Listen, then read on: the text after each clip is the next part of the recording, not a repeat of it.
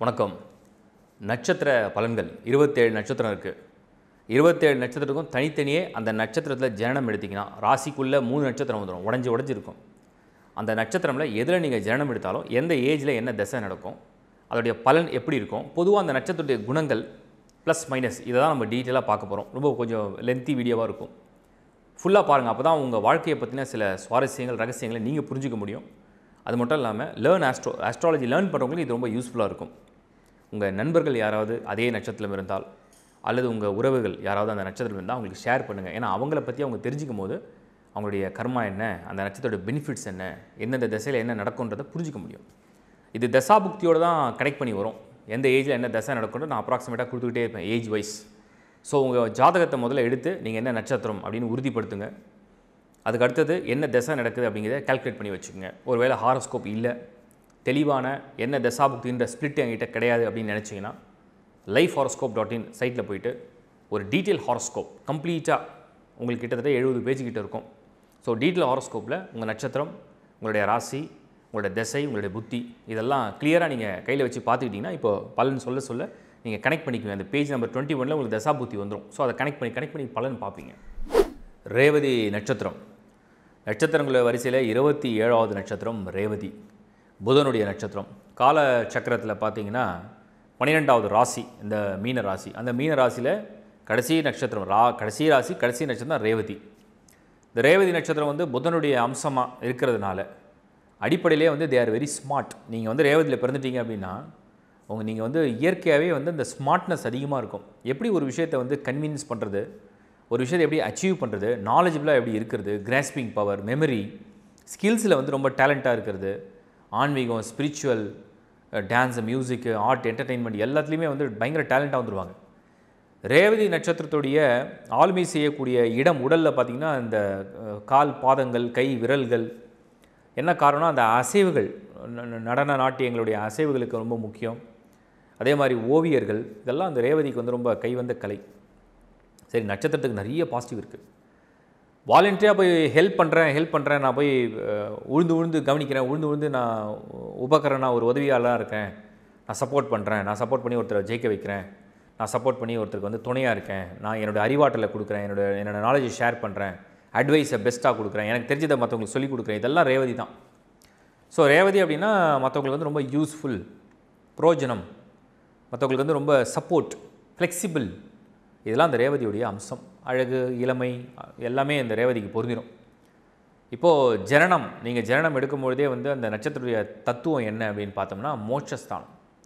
குருவுடைய வீடு, புதனுடைய நட்சத்திரம், மோட்சஸ்தானம். எல்லாமே என்ன காமிக்குதுன்னா அருள், இந்த திவ்யமான ஒரு ஒளி, அருள், நம்பிக்கை, தெய்வ காரியங்களில் உள்ள ஈடுபாடு, சுபமான எண்ணம், சுபமான சேவை, அர்ப்பணிப்பு, இதெல்லாம் அந்த நட்சத்திரத்துடைய ஒரு குணாதிசயம் அல்லது அந்த ஜனனத்துடைய பலன்.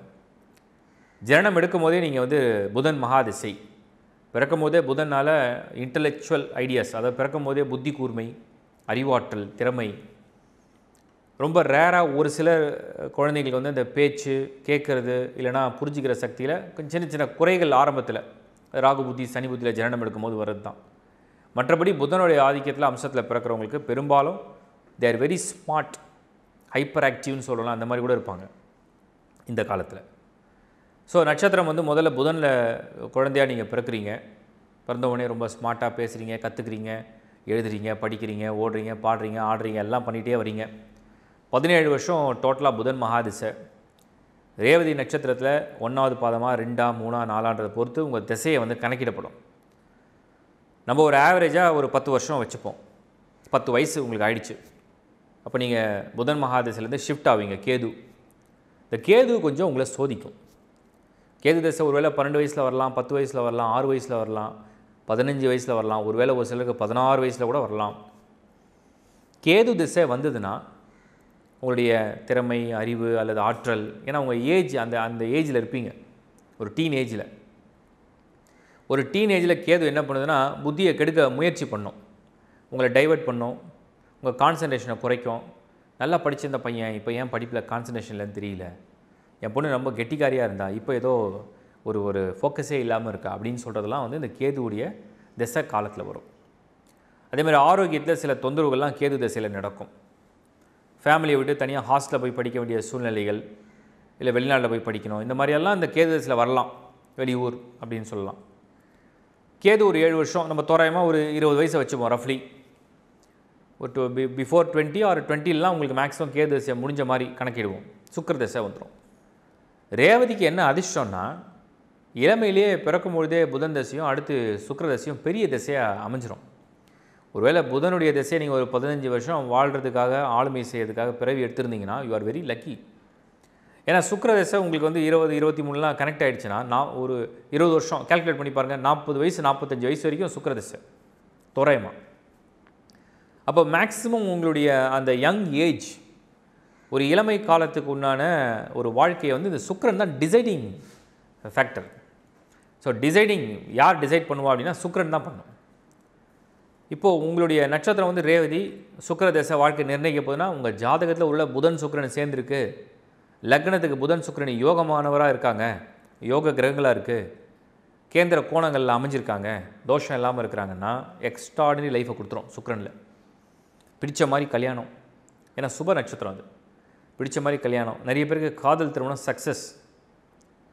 அதே மாதிரி நல்ல வேலை, ஏன்னா பீப்புள் ஆர் வெரி ஸ்மார்ட் இன் ரேவதி, நல்லா படித்து கிடிச்சு டேலண்ட்டாக வந்துடுவாங்க. ஸ்கில்ஸ், நல்ல அறிவாற்றல், ஸ்கில்ஸ் டெவலப் பண்ணிப்பாங்க. ஸோ ஃபாரின் கண்ட்ரிஸ் போகிறது, வெளிநாட்டில் போய் செட்டில் ஆகிறது, அட்வைசராக இருக்கிறது, அவங்களுடைய டெக்னிக்கல் ஐடியா, டெக்னாலஜியை வந்து லேர்ன் பண்ணுறது, அட்வான்ஸாக இருக்கிறது, மேத்தமேட்டிக்ஸ், கால்குலேஷன், இதெல்லாம் ரேவதிக்கு ஈஸி. ஸோ அவங்களுடைய அறிவாற்றல் மூலிமா அவங்களுடைய ஜாப் ப்ரொஃபைலை கிளியராக செட் பண்ணுறாங்க, நல்லா பணம் சம்பாதிக்கிறாங்க, பேர் எடுக்கிறாங்க, புகழ் எடுக்கிறாங்க.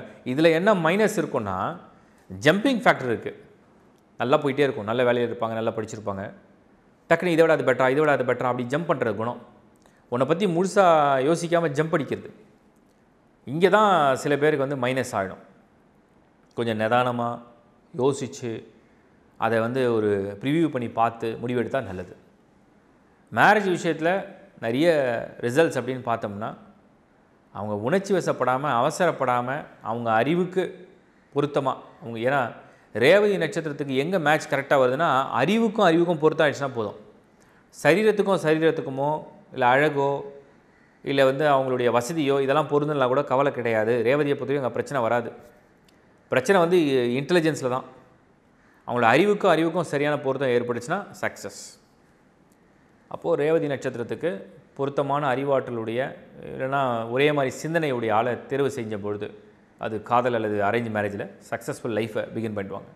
நம்ம இப்போ 20லேருந்து சுக்கிர தசையை பார்க்குறோம். வருமானம் வருது, குழந்தைங்க பிறக்கிறாங்க, குழந்தைங்களுடைய வளர்ச்சி, குடும்பத்துடைய வளர்ச்சி, பேரண்ட்ஸுடைய வளர்ச்சி, சொத்து சேர்க்குறீங்க, வாகனம் வாங்குறீங்க, வசதியாகிறீங்க, வெளிநாடு போகிறீங்க, நிறைய ப்ராப்பர்ட்டி வாங்குறீங்க, உங்கள் ஆஸ்தி அந்தஸ்து அதிகரிக்கிறீங்க, சமூக மரியாதையை உயர்த்திக்கிறீங்க, எங்கே போனாலும் புகழடைகிறீங்க, பெஸ்ட் ஆலோசகராக வரீங்க, ஃப்ரீ ஆஃப் காஸ்ட்டுக்கு அட்வைஸை கொடுத்து வாரி வழங்குறீங்க, உங்களை சார்ந்த எல்லாரையும் காப்பாற்றுறீங்க, யாருக்கிட்டையும் பிரதிபலன் எதிர்பார்க்காமல் உங்களுடைய நாலேஜை ஷேர் பண்ணுறீங்க. இதெல்லாம் நடந்துட்டு வரும் இந்த சுக்கிர மகாதசையில். ரொம்ப நல்லா போகுது லைஃப் அப்படின்றது தெரிய வருது. ஸோ ரேவதி நட்சத்திரத்தை பொறுத்த வரைக்கும் கேது தசையில் இடையில் ஏதோ ஒரு 2-3 வருஷம் கொஞ்சம் சரியாக இல்லை, மற்றபடிக்கு எல்லாம் நல்லா போயிட்டே இருக்கும். அன்லெஸ் நான் சொன்ன மாதிரி புதன் சுக்கிரன் நல்லா இருக்கணும். அதுக்கடுத்து சூரிய தசை, சந்திர தசை, செவ்வாயெல்லாம் வரிசையாக வந்துடும் உங்களுக்கு. நீங்கள் ஃபார் எக்ஸாம்பிள் நம்ம வந்து ஒரு கால்குலேஷனுக்காக சொல்கிறேன், ஒரு 40 வயசில் உங்களுக்கு சூரிய தசை வந்துடுச்சுன்னு வச்சுப்போம். 46ல் சூரியன் முடிஞ்சிடும், 56ல் சந்திரன் முடிஞ்சிடும், ஒரு 63ல் வந்து செவ்வாய் முடிஞ்சிடும். அப்போது உங்களுடைய 40லேருந்து 60 ரேஞ்சில் சூரியன், சந்திரன், செவ்வாயுடைய ஆளுமைகள் வரும். இப்போ தான் பாயிண்ட். புதனுடைய நட்சத்திரத்தில் ஜனனம் எடுத்து பொதுவாக சூரியன், சந்திரன், செவ்வாயோட திசைகள் அதிகமான நன்மைகளையோ அதிகமான யோகங்களையோ தர்றது கிடையாது. அன்லெஸ் ஒரு சில ஜாதகங்களில் அந்த நட்சத்திரங்கள் அல்லது அந்த கிரகங்களுடைய வலிமைகளை பொறுத்து அது டிஃப்ரென்ஸ் இருக்குது. இப்போ சூரிய திசையில் உங்களுக்கு வந்து பவர் அண்ட் பொசிஷன் கிடைக்கலாம், உங்களுடைய எக்ஸ்பீரியன்ஸுக்கு வந்து நல்ல டெசிக்னேஷன், ப்ரொமோஷன் இதெல்லாம் கூட கிடைக்கலாம். ஆனால் ஸ்ட்ரெஸ் லெவல் அப்படியே கொஞ்சம் ஏறும். ஏன்னா ரேவதி நட்சத்திரத்துக்கு ஒரு மைனஸ் இருக்குது, எதையும் தாங்கிக்கூடிய மனோபாவம் கிடையாது. குயிக்காக வந்து ஃபேஸில் ரியாக்ட் பண்ணிவிடுவாங்க. யாராவது அவங்கள நெகட்டிவாக சொன்னாலோ, யாரோ அவங்கள குறைய சொன்னாலோ, யாரோ அவங்கள வந்து ரொம்ப தாழ்வாக நினச்சாலோ, யாராவது அவங்கள இல்ட்ரீட் பண்ணாலோ, எல்லாரையும் இல்ட்ரீட் பண்ணால் எல்லோரும் வருத்தப்படுறது வேறு. பட் இவங்களுக்கு வந்து அந்த எமோஷன், அந்த ஃபீலிங் இது வந்து டிப்ரெஷன் மூடுக்கு போகிற அளவுக்கு ஒரு மாதிரி வருத்தத்தை அதிகமாக்கிடுவாங்க. அது காமிச்சிருவாங்க, ஃபேஸில் காமிச்சிருவாங்க. இப்போ சூரிய மகாதிசையில் வந்து அவங்களுக்கு ப்ரொமோஷன் growth எல்லாம் அப்படியே கொண்டு போகுது. அது சந்திர மகாதிசை வருது. புதனுடைய நட்சத்திரத்தில் பிறந்து சந்திரனுடைய திசை வந்து மன சஞ்சலங்களை கொடுக்கும். அப்போ அந்த ஏஜ் அப்படின்னு பார்த்தோன்னா 45-55 ரேஞ்சில் இருப்பீங்க. இந்த 45 to 55 ரேஞ்சில் வந்து இந்த சந்திர மகாதிசை என்ன பண்ணுன்னா, உங்களுக்கு பிடிச்ச அதாவது உங்கள் அறிவாற்றலுக்கு ஏற்ற மாதிரி குழந்தைங்க இல்லை, உங்கள் நாலேஜுக்கு ஏற்ற மாதிரி பசங்க அதை பிடிச்சி வளரல, உங்கள் கருத்தை ஏற்றுக்கல, உங்கள் கருத்துக்கு எதிர்கருத்து சொல்கிறாங்க. இந்த மாதிரியான பிரச்சனைகள்லாம் அந்த சந்திரனில் ஃபேஸ் பண்ணுற மாதிரி இருக்கும். இல்லை உங்கள் பேரண்ட்ஸுக்கும் உங்களுக்கும், இல்லை உங்கள் மனைவிக்கும் உங்களுக்கும், நண்பர்கள் கூட, வேலை செய்கிற இடத்துல, கலீக்ஸோட, இதெல்லாம் அந்த சந்திர மகாதிசையில் ரேவதியில் பிறக்கிறவங்களுக்கு வரக்கூடிய பலன்கள். அதுக்கடுத்து ஒரு 55 வயசில் செவ்வாய் திசை வரும்.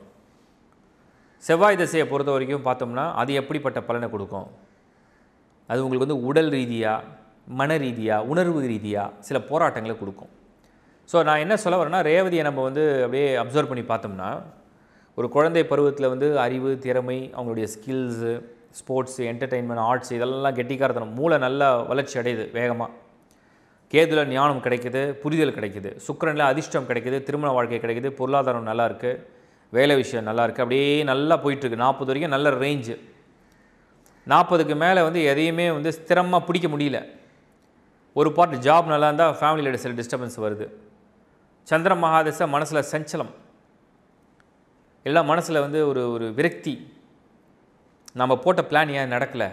நம்ம வெரி கால்குலேட்டிவ், வெரி நாலேஜபிள், ஆனால் போட்ட பிளான் நடக்கலையே அப்படிங்கிற ஒரு எண்ணம்.